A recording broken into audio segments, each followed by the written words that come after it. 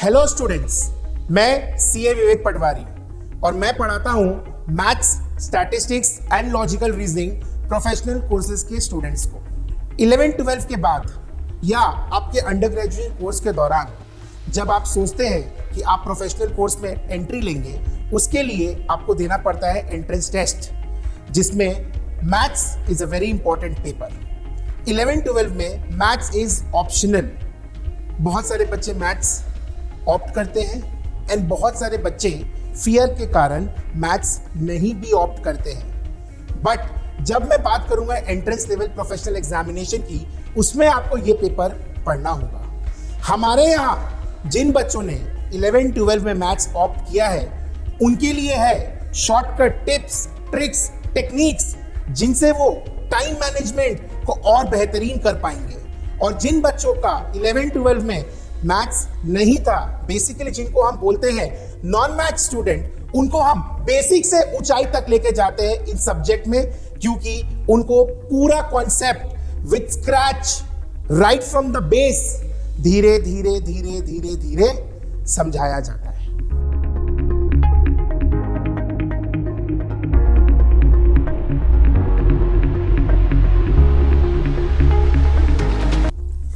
Hello students, मैं फिर से आ गया हूं आपके सामने। अभी तक स्टैटिस्टिक्स में आपने यूनिवेरिएट वेरिएबल से डील किया था। यूनिवेरिएट मतलब सर सिंगल वेरिएबल। बट आज हम जिस टॉपिक के बारे में बात करेंगे वो अकेला नहीं है, वो एक साथी लेकर आया है साथ में, और इस डिस्ट्रीब्यूशन का नाम है बाईवेरिएट डिस्ट्रीब्यूशन। इसका मतलब दो वेरिएबल्स को एक साथ लेकर हम चलेंगे, x और y। तो चलिए फटाफट आते हैं टॉपिक पे। आज का हमारा टॉपिक है कोरिलेशन। इतना बड़ा नाम है सर, कैसे समझेंगे? चलिए बड़े नाम को दो छोटे छोटे शब्दों में तोड़ देते हैं। को पार्ट को अलग रखते हैं, रिलेशन पार्ट को अलग रखते हैं। जिनको भी रिलेशन का मतलब पता है, आप जिस उम्र में हैं, क्या ये वही रिश्ते की बात मैं कर रहा हूं? ना ना ना ना ना, ये वो रिलेशन नहीं है जो आप सोच रहे हैं। तो सर फिर ये रिश्ता क्या कहलाता है? आइए हम और आप मिलकर आइए समझेंगे। को वर्ड का मतलब होता है टुगेदर, एंड रिलेशन का मतलब basically there is some existence of dependency in some way, मतलब कुछ रूल है दोनों के बीच में। तू जहां जहां चलेगा मेरा साया साथ। मैं यहाँ पे सिंगिंग क्लास में नहीं आया हूं, मैं आपको समझा रहा हूं कि अगर एक वेरिएबल एक डायरेक्शन में मूव कर रहा है और दूसरा वेरिएबल अगर उसी डायरेक्शन में मूव कर रहा है, तो इसे हम कहते हैं पॉजिटिव रिलेशन। या अगर एक वेरिएबल कम हो रहा है, दूसरा भी कम हो रहा है, या एक वेरिएबल बढ़ रहा है तो दूसरा भी बढ़ रहा है, इसको हम कहते हैं पॉजिटिव रिलेशन। ठीक है। अब जब इस दो वेरिएबल को हम पहचान लेंगे और इनके बीच का एसोसिएशन निकाल लेंगे, उसे हम कहते हैं कोरिलेशन। जैसे कि मैंने ठीक थोड़े समय पहले क्या कहा, ये रिश्ता क्या कहलाता है? रिश्ता है वो भी पॉजिटिव, बट वो क्या है? That is correlation. तो basically correlation is a degree of association. जब मैं बात कर रहा हूं ना को मतलब एक में नहीं यूज होता है, दो में यूज होता है, दो से ज्यादा के लिए यूज होता है। लेकिन हमारा जो सिलेबस है उसमें सिर्फ दो ही वेरिएबल है, इसीलिए मैं दो ही वेरिएबल तक रुक जाऊंगा। तो दो वेरिएबल के बीच का जो रिश्ता होता है, वो रिश्ते की गहराई को मापता है correlation. Basically it is the degree of association between the variables. अब ऐसा भी तो बहुत बार होता है, वो अगर उस फुट से चले, फुटपाथ की मैं बात कर रहा हूं, उसे देखते ही मैं अपने फुटपाथ को ही चेंज कर लूं, या वो अगर मेरे सामने आ रहा है तो मैं पीछे जा रहा हूं। मतलब बोलने का मतलब क्या है? बोलने का मतलब है ऐसा भी हो सकता है कि if a variable is increasing, the other variable is decreasing and vice versa. मतलब कुछ नेगेटिव रिश्ता है इनके बीच में। वो हाथ बढ़ा रहा है तो मैं हाथ ऐसे कर ले रहा हूं, तो ये नेगेटिव रिश्ता है। तो रिलेशन दो ही टाइप का हो सकता है। ना ना सर, गलत बोल रहे हैं आप। क्यों, मैं क्यों गलत बोल रहा हूं? एक और रिश्ता होता है, आग लगे बस्ती में हम रहे मस्ती में। हमको सामने वाले से कोई मतलब नहीं है, वो बढ़े चाहे घटे, हम अपनी जिंदगी अपने हिसाब से काटेंगे। इसको बोला जाता है नो रिलेशन, इसको बोला जाता है नो रिलेशन। ठीक है, अब आप मेरे को ही देख लो, अगर मेरे को देख के कोई बोले ये मोटा बुद्धि का आदमी है, तो आप मान लेंगे क्या? नहीं नहीं, जवाब दीजिए, आप मान लेंगे क्या? क्या बुद्धि का वजन के साथ में कोई कनेक्शन है? नहीं है। हो सकता है कोई मोटा है, बहुत इंटेलिजेंट है, कोई मोटा है, डम्ब है। कोई छोटा है तो क्या उसका बुद्धि भी छोटा होगा?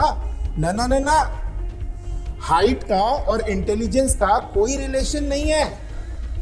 हाइट का और इंटेलिजेंस का कोई रिलेशन नहीं है। लेकिन अगर मैं थोड़ा सा वेरिएबल चेंज कर दूं, कल मैं डॉक्टर के पास गया, डॉक्टर ने मुझसे पूछा तुम्हारा वजन कितना है? मैंने बोला तो डॉक्टर बोलता है तुम्हारे हाइट के हिसाब से तुम्हारा वजन बहुत ज्यादा है। इसका मतलब हाइट का वेट के साथ में रिश्ता है, क्योंकि एक बच्चा 18 साल का है, वो लंबा है, तो उसका वजन भी ज्यादा होगा। हाइट एंड वेट का रिलेशन पॉजिटिव है। अगर हाइट ज्यादा है तो उसका वेट भी ज्यादा होगा। हम लोग अभी और भी एग्जांपल्स लेंगे, but let me summarize correlation हमारे लैंग्वेज में, आपके और मेरे लैंग्वेज में क्या है, ये रिश्ता क्या कहलाता है। ठीक है, basically it is the degree of association between the variables. कितना गहरा है हमारा रिश्ता, वो मेजर करता है कोरिलेशन। अब इसका जो मैग्नीट्यूड होता है वो -1 से 0 तक जाता है और 0 से +1 तक जाता है। मतलब कोरिलेशन बेसिकली -1 से 1 के बीच में लाई करेगा। अगर मेरे को एकदम मेरा 36 का आंकड़ा है, मैं तुमको देख ही नहीं सकता हूं, जहां तुम आओगे वहां मैं नहीं, -1, और हम लोग दोनों ये दोस्ती हम नहीं तोड़ेंगे, +1। अगर हमारे बीच का रिश्ता एकदम स्ट्रांग है, 100% परफेक्ट है, तो +1, और हमारे बीच में एकदम एंटी है, 36 का आंकड़ा है, तो -1। कोई रिश्ता ही नहीं है, तो तुम अपनी गली हम अपनी गली, 0। तो maximum it can go to +1, and अगर मैं नेगेटिव की बात करूं तो इट विल बी -1। तो कोई राह चलते पूछ ही ले, मेट्रो में, बस में, कॉम्प्लेक्स में, ए बाबू कोरिलेशन का वैल्यू कितना हो सकता है? तो बोला देख, मिनिमम से मिनिमम -1 और मैक्सिमम से मैक्सिमम +1, ये इसके बीच में वेरी करेगा, ये इसके बीच में वेरी करेगा। ठीक है, तो अभी तक हम लोग ने क्या सीखा? अभी तक हमने सीखा कोरिलेशन का मतलब क्या है और कहां से कहां तक ये वेरी कर सकता है। हम लोग ने ये सीखा विद सर्टेन एग्जाम्पल, बट मैं और प्रैक्टिकल एग्जाम्पल के साथ में आपको मैं टाइप्स ऑफ कोरिलेशन समझाऊंगा। अगर आप बेसिक टाइप्स में जाओगे तो 2 ही टाइप मिलेंगे आपको, डायरेक्ट, इनडायरेक्ट। डायरेक्ट मतलब हो गया पॉजिटिव और इनडायरेक्ट का मतलब हो गया नेगेटिव। चलिए पहले कुछ पॉजिटिव बात कर लेते हैं। पॉजिटिव कोरिलेशन, गौर से देखिए इस पसीने को, गौर से देखिए, सूरज भगवान की कृपा है, सूरज भगवान की कृपा है। मैं पसीने में लथपथ आपके लिए मेहनत कर रहा हूं, तो अभी आप मुझे क्या ऑफर करेंगे? एक गर्म चाय की प्याली हो, नन्ना नन्ना, it's very hot, what you want to offer me right now? You will either offer me a glass of chilled water और सर कुछ तूफानी करते हैं, thumbs up, Tej the thunder. Obviously गर्मी के समय में अगर आप किसी भी दुकानदार के पास चले जाइए एकदम गर्म समय में, तो बहुत ज्यादा आपको ठंडा कुछ पीने का मन करेगा। लेकिन यही अगर मैं पहाड़ों में हूं तो वहां आपको चाहिए चाय की चुस्की, कॉफी, गरम काढ़ा। तो temperature and sale of drinks positive correlation है। जैसे जैसे टेम्परेचर बढ़ेगा वैसे वैसे कोल्ड ड्रिंक का सेल बढ़ेगा और चाय का सेल घटेगा। जैसे जैसे टेम्परेचर घटेगा वैसे वैसे कोल्ड ड्रिंक का सेल घटेगा, चाय का सेल बढ़ेगा। तो अगर मैं टेम्परेचर और कोल्ड ड्रिंक्स को वेरिएबल पकड़ूं तो पॉजिटिव रिश्ता है, और अगर मैं टेम्परेचर और हॉट ड्रिंक्स, मेरा लैंग्वेज एकदम क्लियर है ना, I am talking about cold drinks and hot drinks, be very specific. हाँ, कोल्ड ड्रिंक और टेम्परेचर, कोल्ड ड्रिंक और टेम्परेचर का डायरेक्ट कोरिलेशन है, क्योंकि जैसे जैसे टेम्परेचर बढ़ेगा पसीने आएंगे, मुझे मन करेगा मैं कुछ ठंडा पी लूं। ये अगर सर्दी की बात होती तो मुझे मन करेगा कि मैं कुछ चाय, कॉफी, काढ़ा, इस टाइप के बेवरेज मैं प्रेफर करूंगा। तो अभी मैंने एक लाइव एग्जांपल लिया और मैं लाइव दिखा रहा हूं आपको, मैं जो भी पढ़ाता हूं मैं प्रूफ करता हूं उसको। Maths is all about proofs, explanation and its logical explanation. तो अभी मैं ठीक इस क्लास के बाद I am going to have a glass of chilled water, लेकिन उसके पहले मैं एक और एग्जांपल लूंगा जो मोस्ट प्रोबेबली आपने कभी ना कभी सुना होगा। दुकान के पास में मैं गया, दुकानदार के पास में, और मैंने पूछा भैया इसका दाम कितना है। दाम मैंने पूछा और मैंने खरीद लिया। ठीक 2 महीने बाद मैं फिर से गया, भैया इसका दाम कितना है। अब दाम बढ़ गया है, अब दाम बढ़ गया है। तो जैसे जैसे दाम बढ़ता है उस प्रोडक्ट के लिए आपके खरीदने का जो क्वांटिटी है वो घटते जाता है। अगर मैं देखो, मैं बहुत फूडी हूं, मैं इसको एकदम लाइव एग्जांपल से समझा सकता हूं। मैं बात करता हूं पुचके का। पापा दादा के जमाने में 1 रुपया में 4, 2 रुपया में 5 ऐसे पुचके मिलते थे, ठीक है। हमारे जमाने में आ जाइए 10 का 2, और मॉल में चले जाएंगे तो 100 का 6।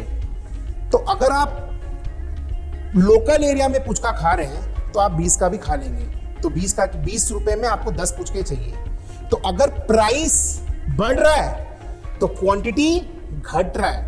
मॉल में मैं 100 रुपए का पुचका खरीद रहा हूं लेकिन क्वांटिटी 6। तो जैसे से प्राइस बढ़ता है वैसे वैसे उस क्वांटिटी के लिए डिमांड घटता है, और प्राइस अगर घटता है तो डिमांड बढ़ता है। So this is basically negative relationship, price and quantity demanded, ठीक है। तो अगर मैं पूरा समराइज करूं अभी तक आपको, कोरिलेशन क्या होता है, उसका मैग्नीट्यूड क्या होता है, एग्जाम्पल्स क्या होते हैं, नो कोरिलेशन भी मैंने आपको समझाया है, ठीक है। क्लियर है आपको? पक्का? फाइन। अभी तक हमने पढ़ा है कोरिलेशन, उसका मीनिंग, टाइप्स ऑफ कोरिलेशन, उसके कुछ एग्जाम्पल्स। अब ये जो मैं कोरिलेशन कर रहा हूं, और मैंने आपको ये भी कहा कि ये -1 से +1 के बीच में लाई करेगा। R will lie between -1 and +1, both inclusive। ये क्या है, इसको क्या बोलते हैं हम लोग? इसको हम लोग बोलते हैं कोरिलेशन कोएफिशिएंट। भाई बताना तो पड़ेगा ना, you cannot say only correlation, it is known as correlation coefficient. And इसको हम लोग स्मॉल r से डिनोट करेंगे। किससे डिनोट करेंगे? स्मॉल r से। तो सर बहुत हो गया थ्योरी, ये थ्योरी पूछेगा क्या इस चैप्टर से खाली? नहीं, थ्योरी भी पूछ सकता है, प्रैक्टिकल भी पूछ सकता है, दोनों भी पूछ सकता है। बहुत बार क्वेश्चन में बोलेगा कमेंट, ये आपका वाला कमेंट नहीं है, देख देख मोटा जा रहा है, देख देख ऐसा है, ये एकेडमिक कमेंट है। तो जो हम थियोरेटिकल पार्ट अभी समझ रहे हैं ना, उसको अकॉर्डिंग टू द सिचुएशन हमको बताना पड़ता है। जैसे अगर r का वैल्यू 0.9 है तो इसको हम क्या बोलेंगे? 0.9? नहीं, इसको बोला जाएगा स्ट्रॉन्ग कोरिलेशन। देखिए 2 एज है ना, -1 +1। जैसे जैसे आप इन वैल्यूज की तरफ मूव करेंगे आपका रिश्ता गहरा हो जाएगा। अगर मेरे को किसी को भी समझाना है कि मेरा और उसका रिश्ता बहुत गहरा है, इट्स गेटिंग क्लोजर, तो आप जब किसी भी चीज के बारे में बात करेंगे उसके वैल्यू से पता चलेगा कि ये डिग्री ऑफ एसोसिएशन का नेचर क्या है। वेरी स्ट्रॉन्ग, स्ट्रॉन्ग, वीक, ठीक है। तो अगर मैं बोल रहा हूं कि मेरा +1 आया आर का वैल्यू, इट्स परफेक्ट पॉजिटिव, सर्वगुण संपन्न। अगर मेरा आर का वैल्यू -1 आया, it is perfect negative. R का वैल्यू 0.8 से 1 के बीच में लाई कर रहा है, स्ट्रॉन्ग। और अगर 0 की तरफ लाई कर रहा है, मतलब मान लीजिए 0.2, 0.3 या -0.2, 0.3, it is weak. So when the values are approaching towards 0, रिश्ता बिखर रहा है, वीक हो रहा है। And when the values are approaching to edge, extremes, रिश्ता गहरा हो रहा है। Fine. Next, we move on to methods of finding correlation. इसको हम लोग 2 ब्रॉड कैटेगरी में बांट दिए। One is the graphical method, one is the algebraic method. याद करो चैप्टर जो इंट्रोडक्शन का था उसमें हमने पढ़ाया था आपको, हिस्टोग्राम से निकलता है मोड, ऑजाइव कर्व से निकलते हैं मीडियन। वैसे ही यहां पर भी there is a graphical method to find out the nature of correlation. मैं 2 चीज के बारे में बात करूंगा बच्चे यहां पर, एक तो नेचर, एक एक्सटेंट। नेचर क्या बताएगा? नेचर बताएगा साइन ऑफ कोरिलेशन, पॉजिटिव या नेगेटिव। तो जब मैं बात कर रहा हूं ना ग्राफिकल मेथड का, तो ग्राफिकल मेथड नेचर के बारे में बता सकता है आपको, थोड़ा बहुत ये भी बता पाएगा स्ट्रॉन्ग है, वीक है, थोड़ा सा, नॉट एग्जैक्टली, बट वो वैल्यू नहीं बता पाएगा। अगर आपको एक्सटेंट जानना है, अगर आपको मेजर करना है इन टर्म्स ऑफ वैल्यू, आना पड़ेगा। मैं फिर से बता रहा हूं, कोरिलेशन कोएफिशिएंट निकालने का 2 ब्रॉड मेथड है, एक ग्राफिकल मेथड और दूसरा algebraic method. Graphical method will tell me the nature of correlation and somehow by observation मैं कुछ कमेंट भी कर दूंगा, ठीक है। लेकिन अगर मेरे को एक्सटेंट जानना है, गहराई जानना है, मेजरमेंट जानना है, उसके लिए मेरे को क्या अप्लाई करना पड़ेगा? Algebraic method. इस ग्राफिकल मेथड का नाम है स्कैटर डायग्राम। इस ग्राफिकल मेथड का क्या नाम है? Scatter diagram. X axis, Y axis, points को प्लॉट किए, अगर पॉइंट्स का स्लोप इज पॉजिटिव तो it is a positive correlation. Points के हिसाब से एक ट्रेंड लाइन फिट करेंगे अपने, ठीक है, and then you can see the slope, whether the slope is positive और the slope is negative. If the slope is positive, it is positive correlation. If the slope is negative, it is negative correlation. But पूरा बिखरा बिखरा है, एक इधर, एक इधर, एक इधर, एक इधर, एक इधर, कोई स्लोप कुछ नहीं है। देन जब स्लोप 0 होना, कुछ समझ में ही नहीं आ रहा है, पूरा बिखरा सा लग रहा है, then it is no correlation. तो आप क्या कर सकते हैं? आप क्या कर सकते हैं? स्कैटर डायग्राम से आप सिर्फ एक्सटेंट जान सकते हैं ना। गलत बोले सर आपने, एक्सटेंट के लिए तो हमें अलजेब्रिक मेथड, फॉर्मूलाज वगैरह लगाना पड़ेगा। सिर्फ अगर मेरे को नेचर जानना है तो मैं क्या करूंगा? स्कैटर डायग्राम बनाऊंगा, X axis, Y axis, points को प्लॉट करूंगा, ट्रेंड लाइन देख लूंगा। स्लोप अगर पॉजिटिव है तो पॉजिटिव कोरिलेशन, स्लोप अगर नेगेटिव है तो नेगेटिव कोरिलेशन, पूरा बिखरा बिखरा है तो नो कोरिलेशन। ठीक है ना? पक्का? Thank you.